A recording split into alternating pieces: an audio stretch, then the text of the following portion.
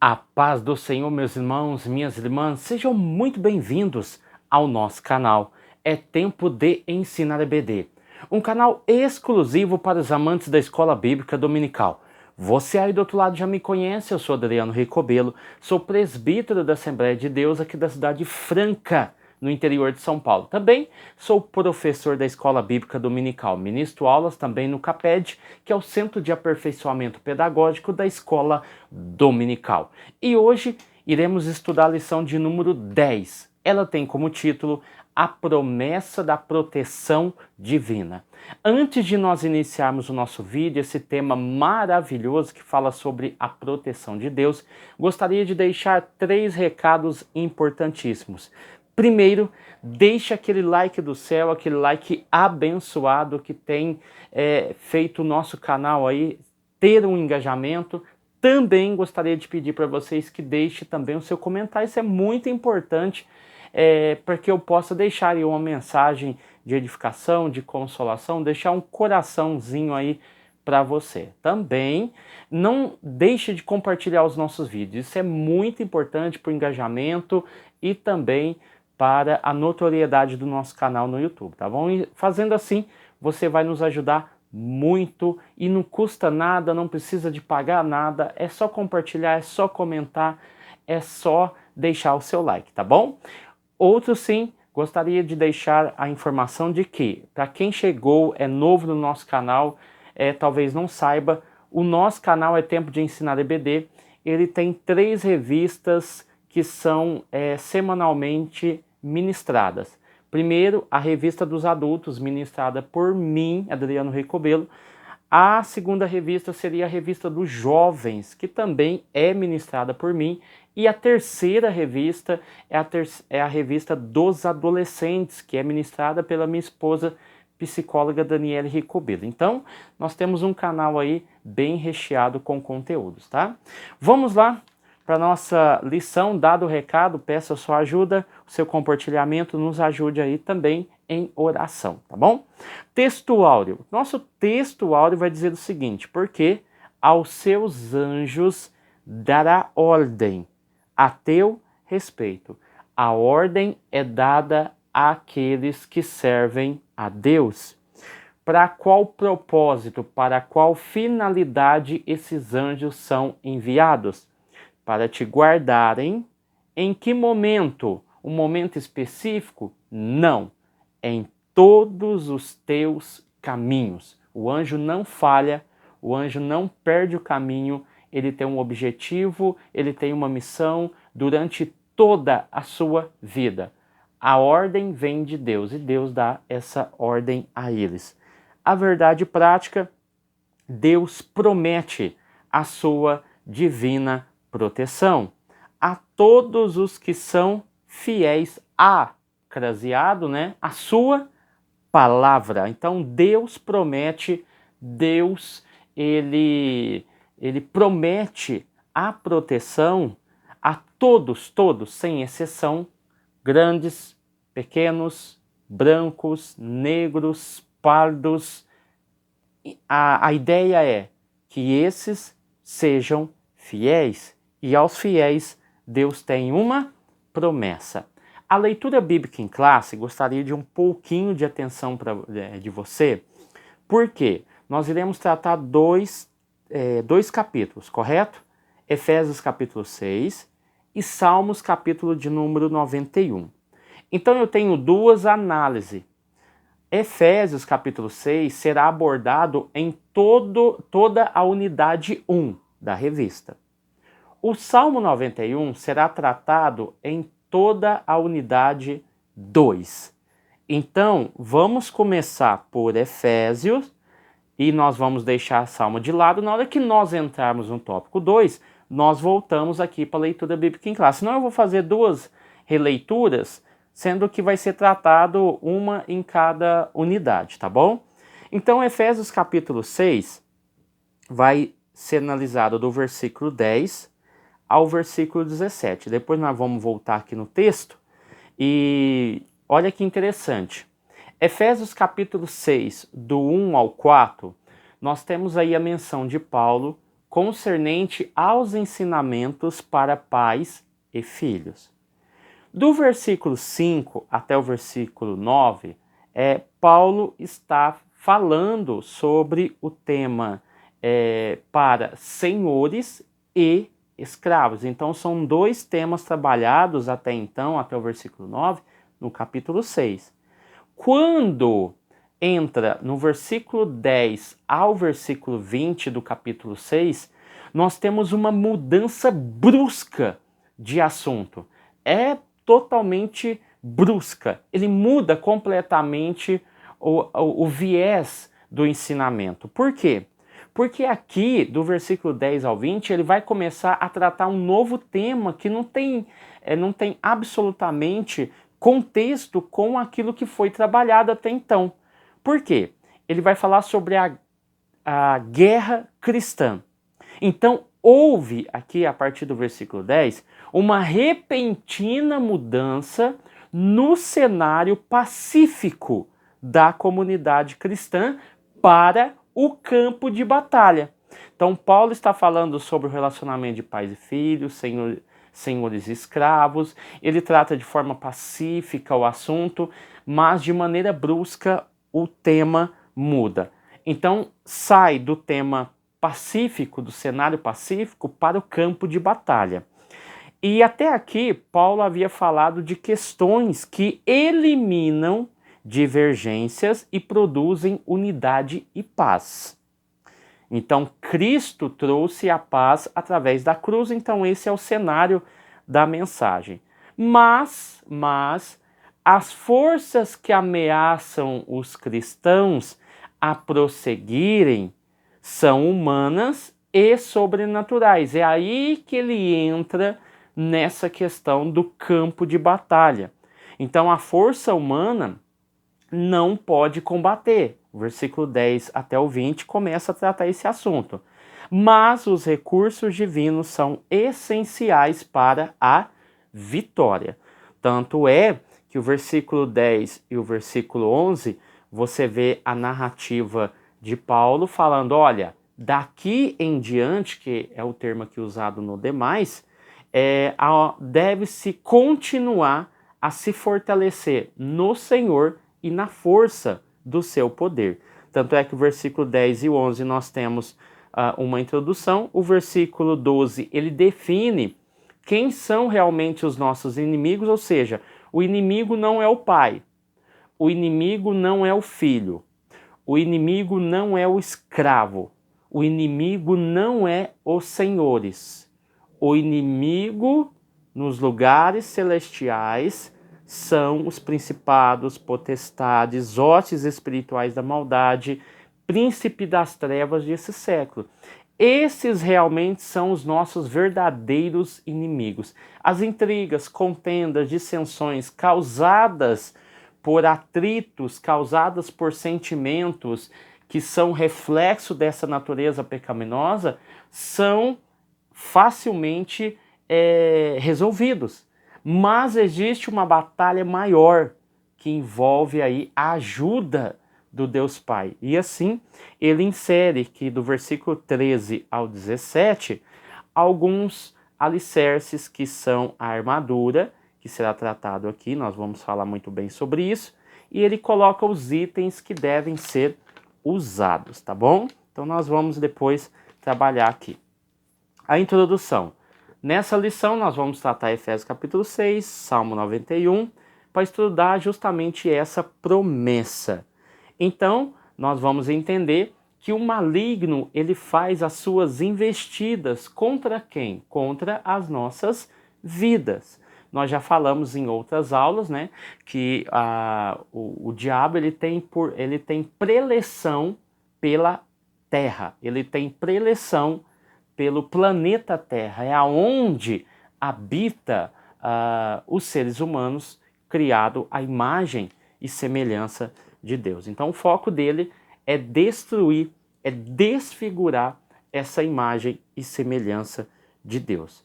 Então o inimigo que se apresenta contra nós não é um ser humano, não é o pai, não é o filho. Pai e filho que eu estou falando é justamente o pai e o filho, tá? a relação de família, não Deus e Jesus, ok? Não é o pai, não é o filho, não é o escravo e não é o senhor. O que nós estamos estudando é que apresenta contra nós não é um ser humano, mas um ser espiritual. Então aqui nós estamos num relacionamento verdadeiro com o Pai. Esse relacionamento é importante porque fala de orientação, cuidado e proteção. É por isso que essa matéria, esse tema é muito importante. E nós vamos ver que o Senhor nos disponibiliza armas para sermos vencedores em Cristo, tá? Em Cristo nós somos mais do que vencedores. Efésios capítulo 1, vamos aqui fazer essa análise, versículo 18 e 19. Paulo, ele dá uma ênfase, antes de iniciar esse capítulo, ele dá uma ênfase nessa questão das armas espirituais. Eu resumi aqui, né, o versículo 18 e 19. O versículo 18 seria: peça a Deus que abra a mente de vocês, ou seja, algumas traduções trazem como iluminar. Peça a Deus que ilumine a mente de vocês. O versículo 19 fala justamente o porquê que essa mente deve ser aberta e como é grande o seu poder que age em nós. Então Paulo novamente vai voltar nessa ideia do poder no capítulo de número 6, falando justamente dessas armas que são oferecidas. Mas se eu não tiver essa mente iluminada, essa mente aberta para essa realidade, para a realidade espiritual, para a questão das hostes espirituais da maldade, o príncipe das trevas, ou principados e potestades, eu não vou conseguir compreender que existe algo maior, que existe algo mais perigoso do que a minha relação com seja lá quem for. Então, a minha relação com o ser humano, ela se torna mais perigosa, ela se torna o foco da minha atenção e tira o meu foco, daquilo que realmente deve ser atentado. Então, o versículo 18, o versículo 19 do capítulo 1, depois quero que você leia, você vai entender toda essa questão, tá bom? Então vamos lá. Proteção espiritual contra o inimigo. A proteção contra o maior inimigo. Há uma batalha espiritual em que o cristão está diretamente envolvido. Essa batalha, como eu já falei em outras aulas, nós nos envolvemos, por quê? Por causa de uma disputa lá atrás, da queda de Satanás. Essa queda de braços e essa queda do querubim ungido, que foi lançado, que foi retirado a sua glória e a sua importância, fez com que nós fôssemos inseridos em uma guerra que não é nossa. Essa guerra é entre Deus e entre Satanás. Mas nós, como criaturas, nos envolvemos devido ao processo do Éden, ok? Então ele tenta nos destruir, mesmo que nós não temos culpa de tudo aquilo que aconteceu, tá? Nós não temos culpa. Nós somos vítimas desse processo que aconteceu lá no jardim do Éden. E aqui o diabo é o nosso inimigo, né? Então, diretrizes são organizadas e dadas através de uma revelação ao apóstolo Paulo para que nós nos protegemos. Ele nos descreve as hostes espirituais da maldade, ao qual as armas que o Senhor nos dá, que é disponibilizada, serve para a nossa proteção. O versículo 10 do capítulo 6 vai dizer assim, ó: nos tornamos cada vez mais fortes, vivendo unidos com o Senhor e recebendo a força do seu grande poder. Lembrando aqui que nós estamos aqui falando do versículo 10. Na minha tradução diz, nós tornamos cada vez mais fortes. Mas nós devemos vivendo unidos com o Senhor e recebendo, já que nós estamos vivendo unidos, essa união faz com que eu receba o quê? A força do seu grande poder.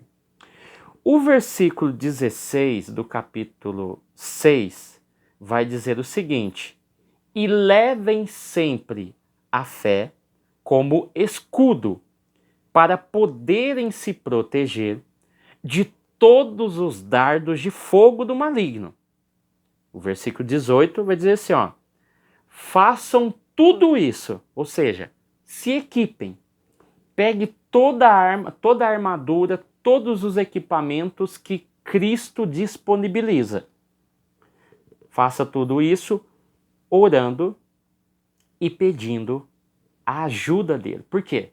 Não adianta nada termos um escudo e não sabermos usar. Não adianta nada nós termos uma espada e não sabermos manusear. Não adianta nada termos os calçados para a propagação do evangelho se eu não sei para onde eu vou. Não adianta nada você ter o capacete e não saber o momento e a hora em que deva usar. Não adianta usar a couraça da justiça e deixá-la guardada e usá-la em momento em que você acha que deve usar. Ou seja, esses equipamentos, eles devem estar, como o próprio texto diz, já anexado ao corpo do cristão. Assim como lá em Colossenses capítulo 3, nós vemos uma outra figura do cristão com as vestes brancas, tá? Vestes que trazem pureza, que trazem santificação, o vestir do novo homem. Aqui Paulo já é mais agressivo. Paulo está falando, nós estamos em uma guerra, e essa guerra só pode ser vencida se você estiver preparado. Percebam que em cada momento, tanto Colossenses 3 quanto Efésios 6, trazem vestimentas totalmente diferentes, justamente para fazer essa alusão à situação em que o cristão está vivendo, tá bom? Então aqui nós vemos essa questão. Aqui na questão do ampliando o conhecimento, eu fiz questão de deixar anotado aqui, estamos participando. Estamos participando. Você foi inserido nessa guerra. Não foi você que comprou essa guerra. Estamos participando de uma batalha espiritual. Todos os crentes, porque estamos participando, estão sujeitos ao ataque do maligno. Ou seja, aqui não tem pastor, aqui não tem bispo, aqui não tem evangelista, aqui não tem obreiro, aqui não tem líder, aqui não tem diácono, aqui não tem presbítero, aqui não tem irmã do círculo de oração, aqui não tem adolescente jovem que não esteja sujeito aos ataques dos dardos de fogo, porque a comparação é justamente uma batalha, os dardos de fogo contra os filhos de Deus. Todos podem cair. Todos podem errar, todos podem se dar muito mal na vida, mediante ao ataque que recebe, e se não tiver a proteção devida, ele pode sucumbir, tá bom? Então vamos lá. O subtópico 2, os inimigos espirituais em Efésios. Efésios capítulo 6, do 10 ao 12. Aqui eu queria fazer outra referência. Efésios capítulo 3, versículo 16, vai dizer assim, abreviei também o versículo. Peço a Deus, por meio do Espírito Santo, que Ele dê a vocês poder para que sejam espiritualmente fortes. Então aqui, tanto Efésios capítulo 3, versículo 16 e também Efésios 1, versículo 18 e 19, você pode anotar aí para depois acrescentar ao texto. Então aqui é apresentado, Então aqui eu tenho duas opções de ensinamento, tá? Você pode pegar como referência principados, potestades, príncipe das trevas, hostes espirituais da maldade, pegar o significado disso e trazer para a sala. Isso é muito importante porque talvez alguém vai perguntar, irmãos, mas o que é potestade? O que é principado? Então isso é importante, tá? O que eu abordei aqui que seria o objetivo? Então eu te dei a primeira opção, a segunda opção é a que eu vou abordar. A segunda opção é abordar os objetivos, ok? Mas é importante que em sala de aula, como aqui no YouTube não vai ter ninguém presencialmente para fazer a pergunta, mas posteriormente, na sala é bom que você estude cada um desses itens. Eu abordei realmente o propósito. O propósito único dos poderes citados aqui é derrotar o povo de Deus. Esse é o objetivo crucial, esse é o objetivo final, esse é o objetivo único. É destruir o povo de Deus. É destruir, é derrotar o povo de Deus. O versículo 10 que foi citado, daqui em diante, percebam bem, ó, daqui em diante. Ele falou sobre filhos e pais, falou sobre senhores e escravos. O versículo 10 ao 20 ele inicia esse tema e diz assim, ó, daqui em diante, continue sendo fortalecidos no Senhor, pois Paulo deseja que seus leitores percebam, analisem, reflitam que há forças destruidoras que atacam nos assuntos cotidianos da vida. Então, se há uma dissensão, se há uma briga, se há uma contenda, Paulo está dizendo, peraí, em vez de você brigar com seu irmão, perceba que existe algo por trás. Esse algo por trás aí são as hostes espirituais da maldade, são os príncipes das trevas, são os elementos espirituais malignos que estão envolvidos na trama cotidiana do ser humano. Então, em vez de você ficar perdendo tempo brigando com o seu irmão por causa disso e disso, você deve atacar, você deve se proteger primeiramente dos dardos e de todo o perigo que pode acontecer. Então, eles atuam nos assuntos cotidianos da vida. Eles devem estar preparados para os ataques do inimigo contra a existência tranquila que vivem. Isso é importante. A vida, ela não é para ser perturbada. A vida foi feita para ser vivida na presença do Senhor. Mas o que é que quebra essa paz? O que é que quebra esse convívio pacífico? A guerra. E essa guerra, ela é vinda para quebrar esse momento tranquilo e pacífico da vida entre a relação de Deus e o ser humano. Então, por que acontecem as coisas? Igual o Tiago fala, da onde vêm as guerras? Dos vossos membros. Mas o que está atrás da movimentação, da atuação humana? Esses poderes malignos. Vamos lá. Nossa luta é contra organizações e poderes espirituais. Porque quando eu pego, por isso que eu falei, ou você explica detalhadamente cada um, ou você traz o geral. Eu preferi trazer o geral aqui, porque em outro momento eu já falei. Então, o que a gente está trabalhando aqui? Contra as organizações, porque eu falo de organização aqui. E os poderes aqui, eles são poderosos. Tá? Então, nós estamos trabalhando contra isso. Então, Paulo acreditava no caráter pessoal desses poderes. Paulo acreditava no caráter pessoal desses poderes. Por isso que ele definiu, através da revelação que foi dada, quem são esses poderes. Ele acreditava no caráter pessoal desses poderes. Tá bom? Dos poderes do mal no universo e que as forças eram organizadas. Então, de maneira geral, quando nós olhamos para Efésios capítulo 6, do 10 ao 12, nós vemos que há um mal no universo e que essas forças são organizadas. Forças mais cruéis e aterradores do que as forças judiciais e dialéticas. as forças judiciais humanas e dialéticas, as ideologias, os pensamentos destrutivos, ou seja, essas hostes, esse ponto, essa ênfase que Paulo está dando, ele está dizendo o seguinte, olha, você pode preocupar com tudo na terra, com os ditadores, com os reis, com os imperadores maus, você pode se preocupar com a dialética filosófica ou não. Fato é que esse poder é maior do que tudo isso. É esse poder que movimenta essas mentes.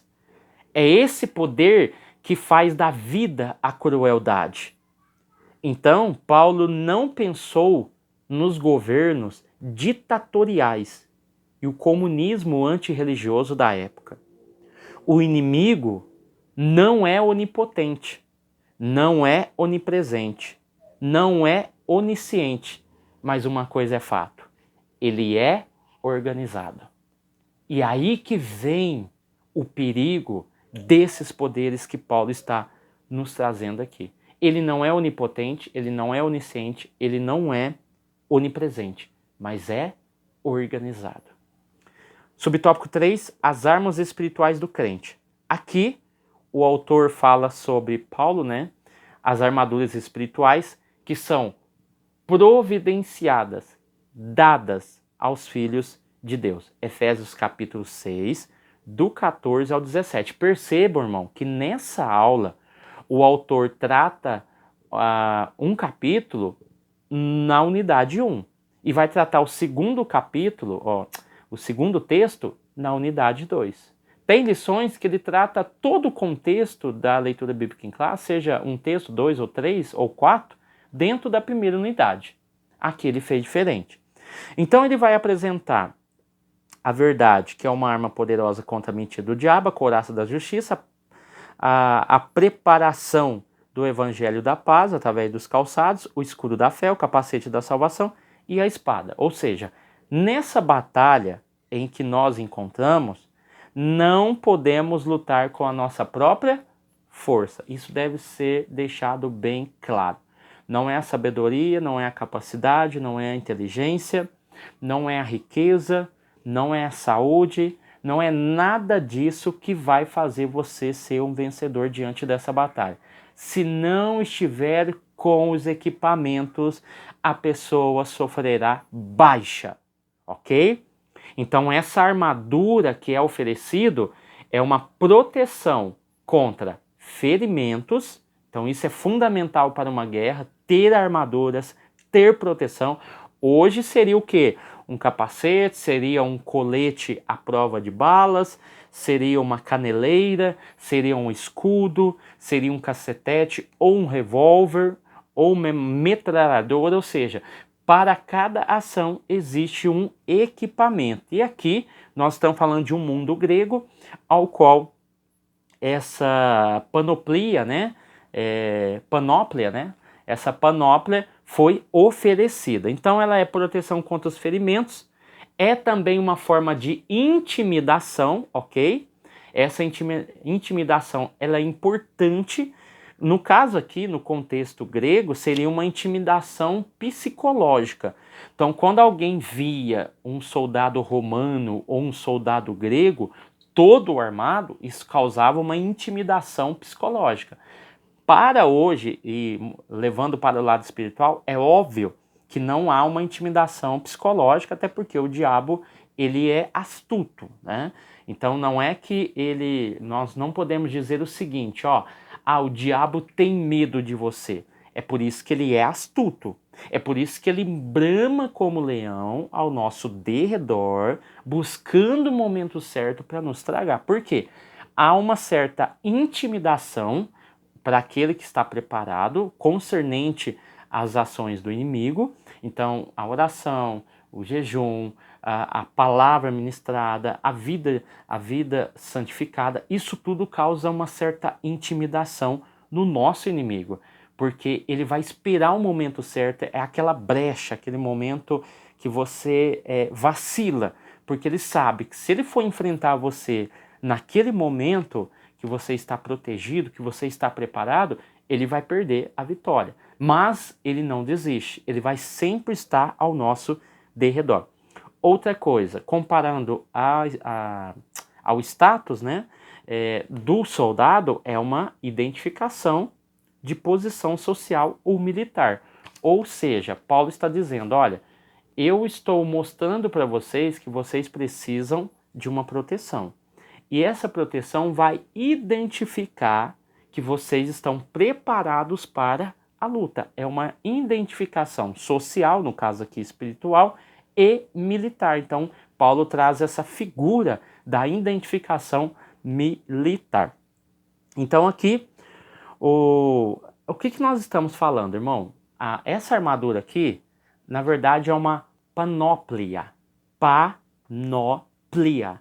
Refere-se a um conjunto completo de armaduras ou equipamento militar, essencialmente no contexto histórico da Grécia Antiga ou Roma Antiga, no caso aqui é a Grécia Antiga. Então nós temos tipos de panóplia, que são a grega, focada em leveza e mobilidade, a romana, pesada e robusta, e a medieval, que é armaduras de placas, ok? Então, essa armadura que Paulo está falando aqui, essa panóplia, ela é uma armadura focada na leveza e na agilidade. Ou seja, essa armadura que Deus está te dando, ela não vai te atrapalhar, ela não vai te colocar em risco, pelo contrário, ela vai te proteger, vai te dar mobilidade, ou seja, você vai ter facilidade para lidar com ela. Não vai ser aquela espada pesada que o soldado não consegue segurar. Não, essa espada é a palavra de Deus, tá? E essa é leve, ela é fácil de usar, ela é conveniente e ela vai te ajudar muito. Percebam como Paulo usa algo real, traz para o espiritual e fala assim, olha, você não vai ter dificuldade. Isso não é impossível para o cristão usar essa panóplia, porque essa panóplia, ela é leve e vai te dar mobilidade. Ela não vai te travar, ok? Então aqui, para a gente encerrar essa parte, entre a transição, tá bom? Percebam que o autor fez uma transição, tá?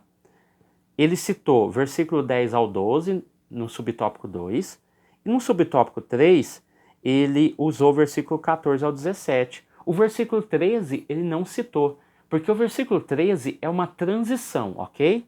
O versículo 13 faz a transição entre os versículos 10 e 12 e, no caso, deixa eu voltar aqui. O versículo 13 faz a transição entre a situação, que vai do versículo 10 ao 12, e a ação rápida do cristão, que é o versículo 14 ao versículo 17. Percebam o versículo 13, o que ele fala? Por isso, após ele falar sobre quem são os nossos inimigos, e para depois introduzir qual é a ferramenta que eu vou usar, ele diz o seguinte, por isso, peguem agora, é nesse momento, não é amanhã, agora. A armadura que Deus lhe dá. Não precisa comprar, não precisa fazer oferta, não precisa fazer nada. Ele te dá essa armadura. Assim, quando chegar o dia de enfrentar as forças do mal, porque esse dia vai chegar para todos nós, vocês poderão resistir aos ataques. Não é para você atacar, é para você se defender.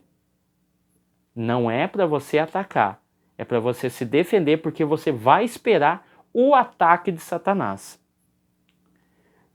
Vocês poderão resistir depois de lutarem até o fim. Aí sim, depois que vocês forem atacados, vocês vão para cima do inimigo, vão resistir até o fim da batalha, e o finalzinho do versículo diz assim, e vocês continuarão firmes sem recuar. Quando você não está armado, você recua, porque você tem medo e você quer proteger a sua vida. Mas quando você está armado e você está de prontidão e o inimigo te ataca, você logo prontamente vai o atacá-lo. E é para persistir até o fim. Até o fim. Então essa armadura aqui é fenomenal, tá bom? Então fechamos essa primeira unidade, Efésios capítulo 6. Agora, vamos voltar lá. Lá na nossa leitura bíblica em classe, Salmo 91, versículo 1 até o 8. Preste atenção, o salmista testifica os benefícios de confiar em Deus. Versículo 1, versículo 2 do capítulo 91. O versículo 3 ao 13, Deus e seus anjos guardam o fiel. Versículo 14 ao 16, e o próprio Senhor promete proteção aos seus filhos. Então, o que nós podemos resumir? Salmo 90, 91 e 92 formam a trilogia da confiança. É uma referência indireta de Paulo, lá em Romanos 8, 31, quando ele exclama: se Deus é por nós, quem será contra nós? Justamente fazendo, talvez, não é certeza, mas uma inferência aos textos de Salmo 90, 91 e 92. Vemos aqui a alternância nos versículos dos pronomes da primeira e da segunda da pessoa. Por quê, irmãos? Vamos lá. O salmista professa sua própria fé, versículo 1 e 2. Preste muita atenção, versículo 1 e 2.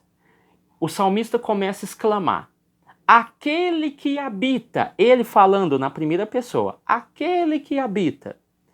Versículo 2, direi do Senhor, ele é o meu Deus, o meu refúgio, a minha fortaleza, e nele confiarei. Então, o que o salmista está dizendo no versículo 1 e 2?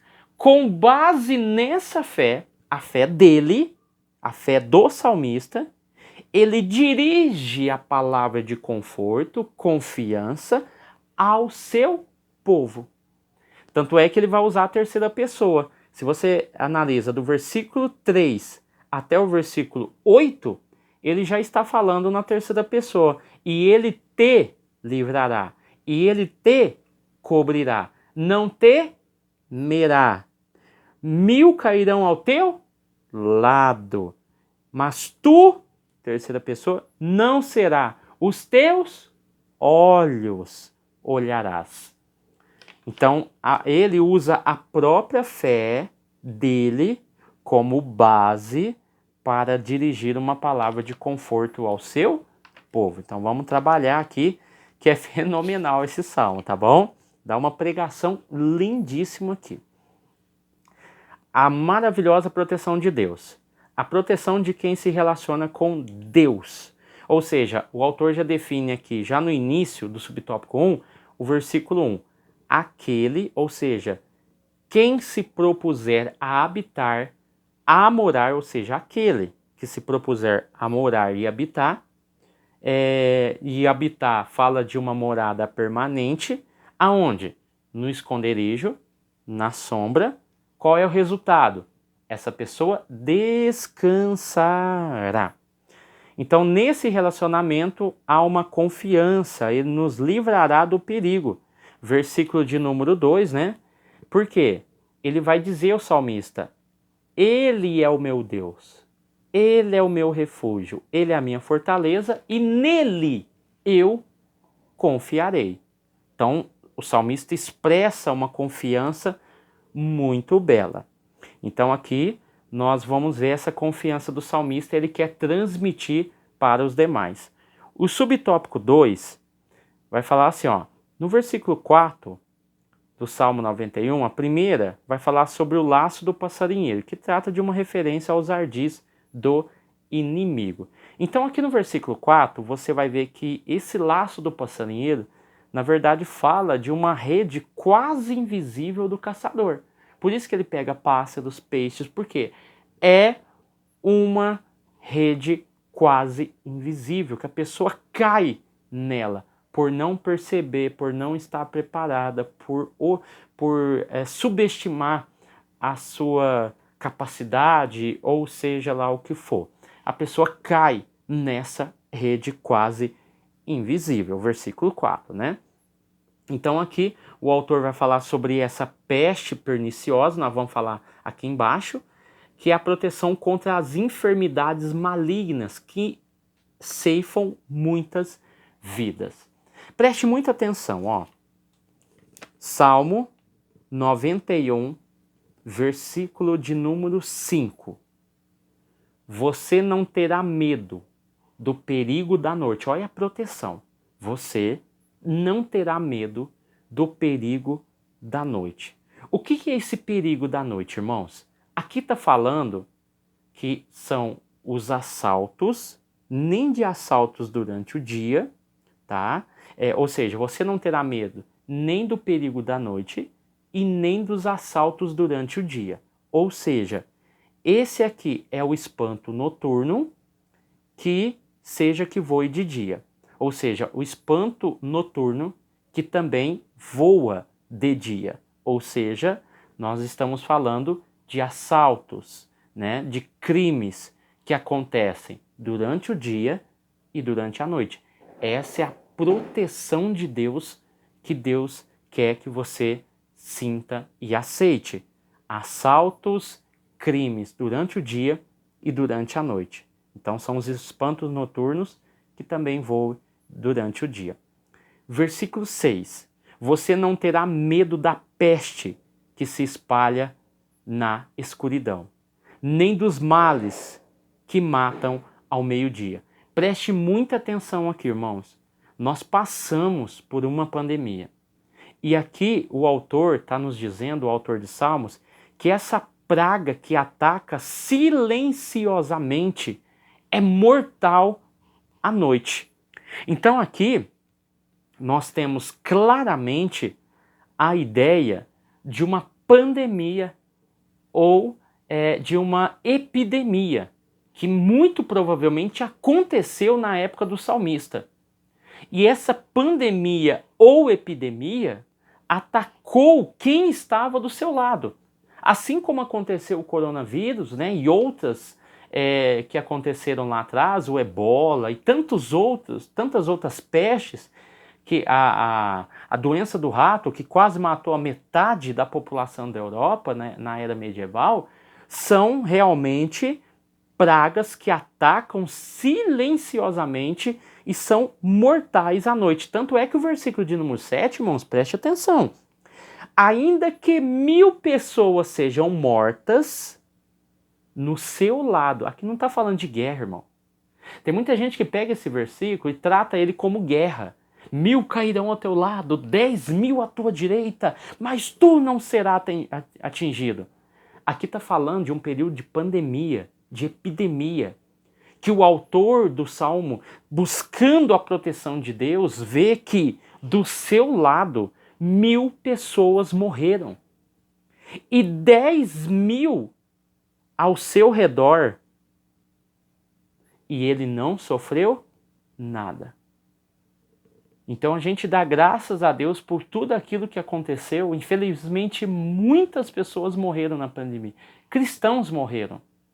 Mas enquanto 1000 caíram ao teu lado e 10.000 à tua direita, você não foi atingido.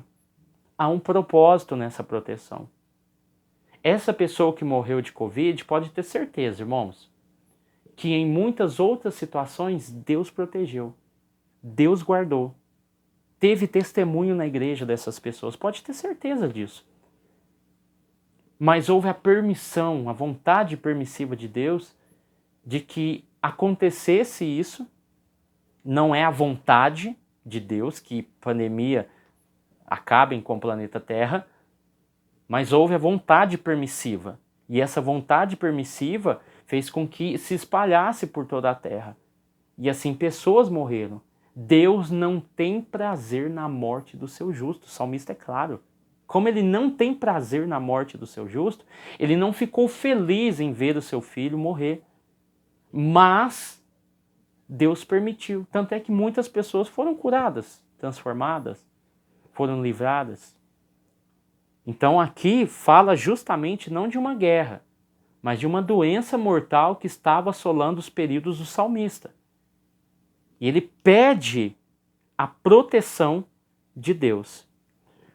Tanto é que aqui nós falamos versículo 5, né? 5, 6, 7. Falamos aqui no versículo 3 que ele te livrará do laço do passarinheiro, né? E da peste perniciosa, que é justamente isso. São os perigos escondidos doenças mortais. Só que aqui no versículo 7, ele vai falar que essas doenças mortais, esses perigos, assolaram a comunidade onde ele estava. E muitas pessoas morreram. Por isso que ele clama a proteção de Deus. Tanto é que o versículo 4, ele falou sobre isso, né? Sobre essas catástrofes, versículos 5, 6 e 7. E no 3 e 4, ele traz essa proteção. Peraí, ó, tá acontecendo isso. Então, antes dele falar o que está acontecendo, ele fala, ele te cobrirá.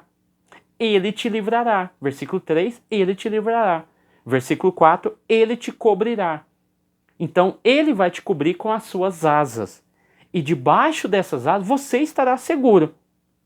Então, o que é que te mantém vivo? O que é que te protege? Sabe me dizer? Se é o poder de Deus? Não, não é o poder de Deus que te mantém vivo. É a fidelidade de Deus que te protege como escudo. Fidelidade com Deus que te protege, ou a fidelidade de Deus que te protege como escudo. Não é o poder dele, é a fidelidade. O que adianta Deus ter o poder e não te proteger? Ele tem fidelidade, ele é fiel. Por isso que o texto vai falar a promessa da proteção divina, é a fidelidade. Deus prometeu a fidelidade, a proteção. Então essa fidelidade te protege. E não o poder dele, porque ele já é poderoso. Ele poderia proteger todo mundo. Ele poderia proteger qualquer pessoa. Mas para quem que ele fez a promessa? Então a fidelidade é para aqueles ao qual ele fez a promessa. Aqui o autor falou sobre onipotência. Percebam bem, onipotente, o termo teológico, é um termo teológico, não está na Bíblia, refere-se ao poder infinito. Algumas traduções, algumas não, né? A tradução para onipotente, como onipotente não é um termo que existe na Bíblia, nós podemos falar sobre El Shaddai. Shaddai significa Deus Todo-Poderoso. Por isso que nós falamos sobre onipotência. A questão da onipotência é interessante, tá? Eu queria parafrasear aqui. A onipotência de Deus não significa que ele faça qualquer coisa. Por isso que eu falei da fidelidade, tá? O que te protege é a fidelidade de Deus e não o poder dele. Por quê? Porque como ele é onipotente, não significa que ele faça qualquer coisa. Pois ela é governada, a onipotência de Deus, pela sua vontade. Que por sua vez é governada pelo seu caráter. O poder de Deus é governado pela sua vontade, que por sua vez é governado pelo seu caráter. A sua vontade não pode ser identificada de forma alguma com o seu poder. A sua vontade não pode ser identificada de forma alguma com o seu poder. Por isso que tem muitas pessoas que falam assim, se Deus existe, não poderia existir a Covid. Se Deus existe, crianças não morreriam de fome. Se Deus existe, por que que há tantas catástrofes no mundo? Aqui está a resposta. A sua vontade não pode ser identificada com o seu poder. Por quê? Isso negaria a sua personalidade e o seu caráter. Porque aqui foi feita uma proteção que está baseada em uma promessa. Tá bom? Vamos lá, tópico 3, encerrando, os inimigos serão derrotados. 1 Coríntios capítulo 15, do 24 ao 26, fala que o último inimigo a ser derrotado é a morte. O versículo 24 do capítulo 15 de 1 Coríntios diz assim, Cristo destruirá todos os governos espirituais, todas as autoridades e poderes e entregarão ao Rei, a Deus Pai. Efésios capítulo 6 vai falar quem são esses governantes. Mateus capítulo 16, versículo 18, não resistirão e não prenderá a igreja. Ou seja, o poder da morte, as portas do inferno, não resistirão e não prenderá a igreja. 1 Coríntios capítulo 15, versículo 24, Deus destruirá as autoridades e os governos espirituais. Subtópico 2, segurança e vitória. Devemos orar buscando proteção antes de sair de casa, antes de resolver algum negócio, antes de realizar alguma viagem. Isso é importante. Ore sempre quando for fazer algum negócio. Ore sempre quando for viajar. Ore sempre quando for realizar alguma tarefa. Fazer a nossa parte, ser prudente, tomar cuidado. É o segundo ponto. Fazer a nossa parte, ser prudente e tomar cuidado. Quando for fazer negócios, tomar cuidado. Quando for realizar alguma viagem, ser prudente. Antes de fazer tarefa, fazer a nossa parte, ok? A abrangência da proteção de Deus. Deus é onipotente, Ele é onipresente. E aqui eu encerro. Onipresença é um substantivo. O substantivo e nem o adjetivo onipresente, né? Porque eu falei onipresença é um substantivo. Onipresente é um adjetivo. Nenhum dos dois, seja substantivo ou adjetivo, aparece na Bíblia Sagrada. Pressupõe a presença de Deus em todos os lugares. Então, quando a gente fala de onipresença ou onipresente, que é um substantivo, que é um adjetivo, nós estamos falando que ele está em todos os lugares. O que é interessante aqui? Que todas as coisas são presentes. Ou seja, Deus está sobre o poder e autoridade. Deus está sobre o poder e autoridade nas coisas. Isento de todas as limitações de espaço, subjetivamente e objetivamente. Deus não está presente somente através do seu poder ou sua vontade. Deus, ele é presente em tudo e em todos. Então, assim é a onipresença de Deus e é assim que nós acreditamos e confiamos. Amém? Meus irmãos, Deus abençoe você. Obrigado por estar aqui até o final do vídeo, tá bom? Deixe seu like, deixe seu comentário, compartilhe esse vídeo. Deus abençoe você, sua casa e sua família. Fique com Deus e até o próximo vídeo. Em nome de Jesus.